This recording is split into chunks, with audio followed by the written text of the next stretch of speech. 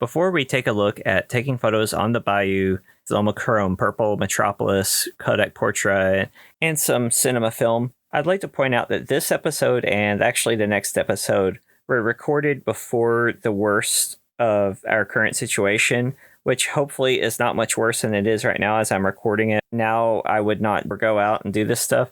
So just keep that in mind. Stay safe, wash your hands, do the right thing, and we'll get through this together. Thanks so much for watching. Hang in there. We're out here in the middle of nowhere. Yeah, there's nothing around for miles, no civilization.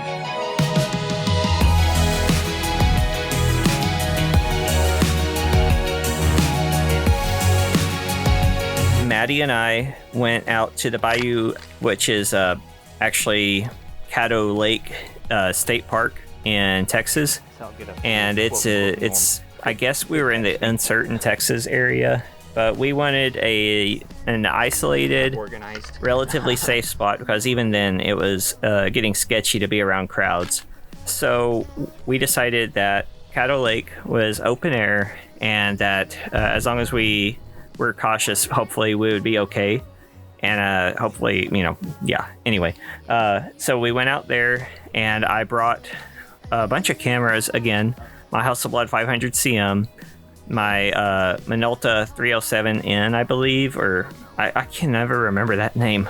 Anyway, it had a 50mm 1.7 lens and an old Tamron 28mm 2.8, which is a little soft wide open, but otherwise it's nice. And the Minolta lens is great. I brought two cinema film, Kodak Vision 3 that I've been playing with, ECN2 process. And we will have a full review of that before too long. And I also brought another roll of Lomochrome Metropolis, which I just recently shot my first roll of.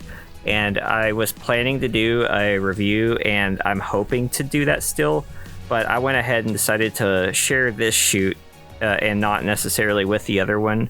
So everyone knows that how plans are changing right now. So hang in there. Hopefully we'll have something fun. And I also decided to try Lomochrome Purple for the first time in 120. My Metropolis roll was 35mm this time. So I was hoping to see a little more green and a little more sunlight here on this shoot, but I wasn't sure how the purple would react with the lack of greens and stuff, but I decided the best way to find out is to just go and shoot it. So I shot at box speed 400 ISO, and the same with Metropolis, which I was reasonably sure would look interesting because I had shot it overcast previously, and I won't spoil the results, but you'll see results on this one, and I'm pretty happy with it. So we're watching that come up throughout, but I'm holding the purples for the end, by the way, because I just want you to kind of see those in context of each other. We explore the park, and my 1K giveaway is closing in on what feels like the home stretch, and patron Michelle donated some film that will sweeten the pot. That's a plethora of good film, fresh and expired. Should be a lot of fun to play with that camera for the winter. Comment and subscribe, and make sure you comment on the giveaway post. I will have a link to it in the description, and I will have the drawing after I cross the 1,000 subscriber threshold. So it's coming up soon, I hope.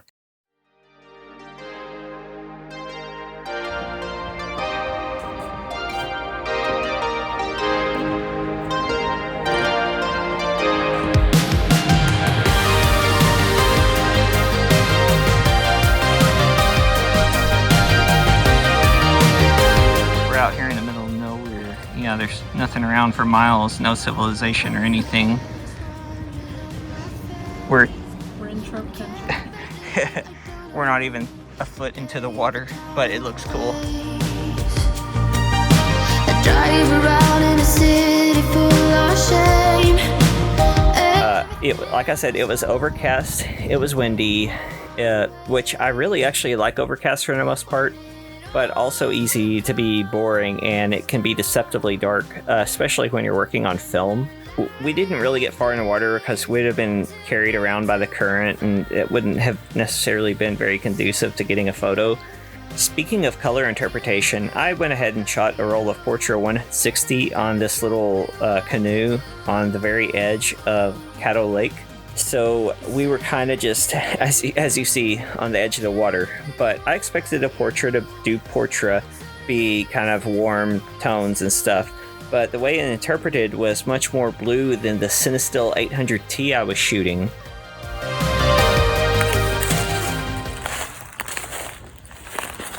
Nah, I think we can find something nicer. Yeah. Yeah.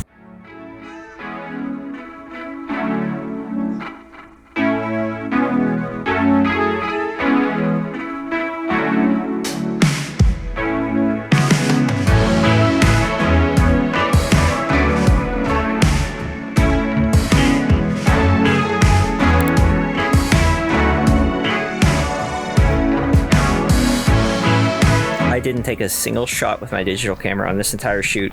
And it was kind of a personal challenge. I just wanted to see if I could not use it as my exposure checker. And I just used my phone or the Minolta light meter. I have to admit, I avoided lomography films for a long time just because I kind of felt like they were a little gimmicky or maybe overpriced or something. And while I have some criticisms of them, I decided to try Metropolis and Purple recently, and you'll see both of those right here. And I have to admit, I really like how these turned out. Metropolis is kind of a gritty, grainy emulsion, and a lot of people associate it with, like the name, urban areas. But I wanted to see how it looked on this overcast day. Thoroughly enjoyed the results. And I also almost forgot to have Madi change into something more red based that she had. And we shot some of the pictures at the end, and I really dig how that turned out as well.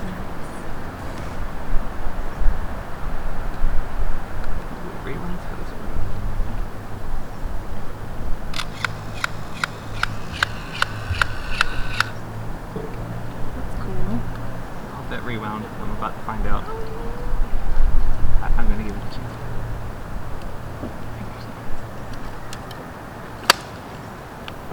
And here's a disaster. I was trying out an auto winder with this Minolta, and it wasn't bad, but it also isn't quite like a modern SLR automated camera, where you reach the end of the roll of film and it rewinds it for you. This one did not. So I reached the end of the roll, heard some clanking, and thought, oh, it must be rewound. And of course it wasn't. So I opened the back and exposed my film. I knew most likely I didn't destroy the whole roll, because you don't necessarily expose every single shot when you open the back like that, especially just briefly. And it was overcast, so there was some hope that I would recover a portion of the roll. But in reality, I recovered almost the entire roll. I only completely lost a couple of shots.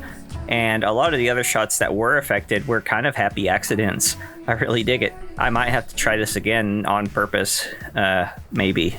My videos emphasize kind of the vlogish side of behind the scenes. I try not to put too much structure on it, as in I won't have a section dedicated to the grain structure of any film or anything like that, unless it somehow benefits the conversation. But as far as comparing all the film stocks I shot on this session, the one I found surprisingly the most interesting / useful was probably the Cinestill, actually. It's 800 ISO. It had a nice mixture of tones that worked well with the overcast. I was shooting at medium format, and I guess if I had shot Vision 3 500T medium format, like, or 65 millimeter realistically, I feel like maybe that might have been the winner of versatility, but I was only shooting at 35. I didn't get to test 200T too thoroughly in a variety of settings just because the lack of sunlight. The Portra did surprise me in looking less like Portra, and I think my personal, like, if I had to pick two emulsions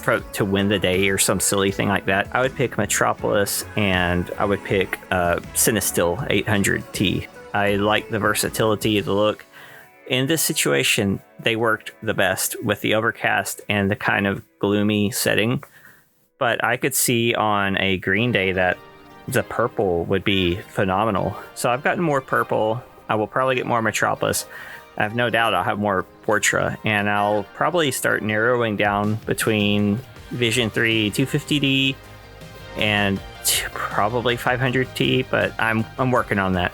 That's going to be in my Mega ECN2 review, which will hopefully come in a healthier and happier surrounding world.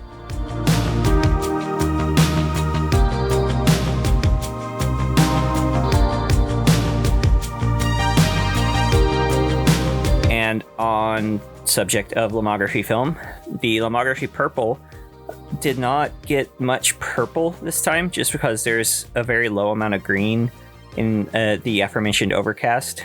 But I do like how it turned out for most of the photos. And you'll see on the last photo where there's some patches of green that the effect was very excellent. Some of it turned out a little more blue, and that's where, again, the interpretive possibilities of film present themselves. And I really enjoy that aspect of film. Whereas digital kind of has you all over the place, wherever you want to be. Film kind of limits the scope a bit, although not as much as people sometimes think. And a lot of people think, oh, you just get what you get with film. There's no control. And that's completely not true. But it does kind of give you a neighborhood, a range to work with. Yeah, I appreciate you watching. I appreciate my patrons who help make this channel possible. And like I said, please be safe. Please be responsible. And let's stick together. I will see you next week. And we will have more film photography to look at. And then we'll go from there. Thanks. Bye.